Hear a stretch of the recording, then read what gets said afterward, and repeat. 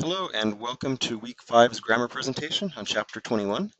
This one we're going to work some more on relative pronouns, different types of them. And the first ones we're looking at are wer and was. Wer, as you know, means who. Was means what. Was never changes. It has just one form for all the different times it's used. But who actually does have different forms for all of the different cases. So the nominative case is wer. Accusative is wen. Dative is wem, and then genitive is wessen. On page 203, there are some examples. I'll let you guys check those out on your own. And here we'll look at wer first being used as a relative pronoun. When there is no clear antecedent, wer and all other cases of it are used to indicate the person in question and mean he, who, whoever, anyone, who, etc. Just whatever sounds best to you. So we have the examples here. Wer nicht für uns ist gegen uns. Like whoever is not for us is against us. Who isn't for us is against us. Anyone who is not for us is against us. All those work okay. Wer zuletzt lacht, lacht am besten. He who laughs the last, laughs the best. Wir wissen nicht, was wir machen sollen. We do not know what we should do. And so there we have an example of one with what. Sometimes you have genitive forms. Wessen Wagen das ist, möchte die Polizei erfahren. Whoever's car that is, the police would like to find out. There are a number of verb first constructions in German. Questions, obviously. The verb comes in the beginning. Kann die Wirtschaft im Osten von Frauen gerettet werden? Can the economy in the East be saved by women? And then what's really tricky sometimes, and this is what you have to watch for in your translations, is sometimes the wenn and dann in a one of these pairs of conditional clauses can be left out. They're implied. And so these two sentences mean exactly the same thing, just one of them is having an implied conditionality to it. The way to spot these is to look and look at the back. If there's no question mark clearly, then it's going to be one of these. But also if the first clause that starts with the verb or the clause that starts with the verb is followed by another one with the verb, then you know that it's also a set of conditional clauses, one dependent on the other. So, wenn man Erfolg haben will, dann muss man arbeiten. If one would like to have success or like to be successful, then one must work. You can also say, will man Erfolg haben, muss man arbeiten.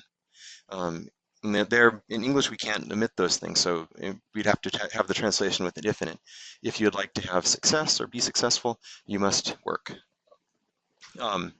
There are a number of imperative forms in German, and we won't see these in our translations very often, outside of maybe in this chapter where they're testing us on them.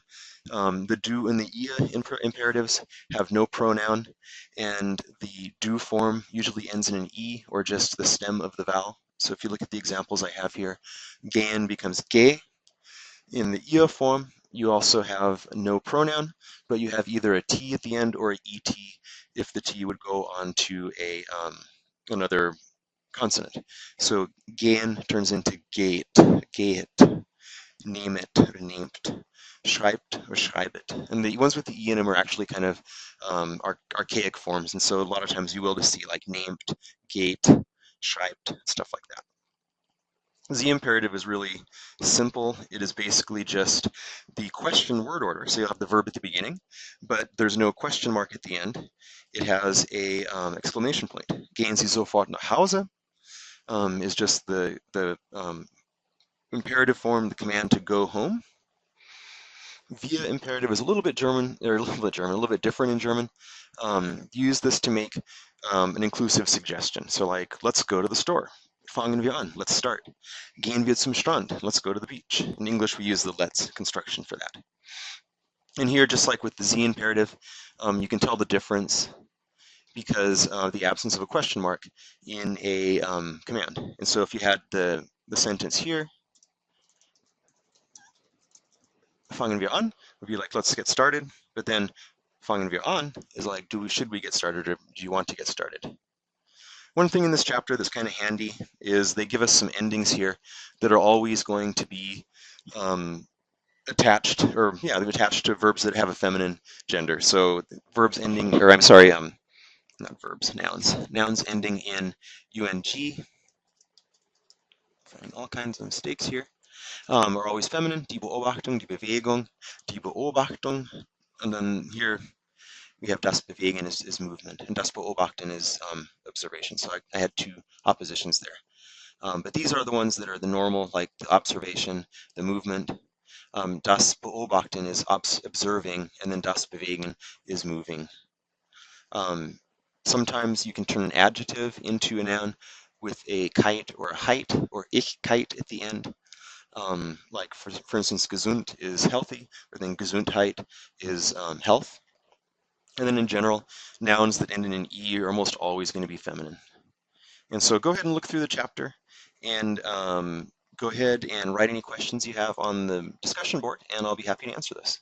Thanks.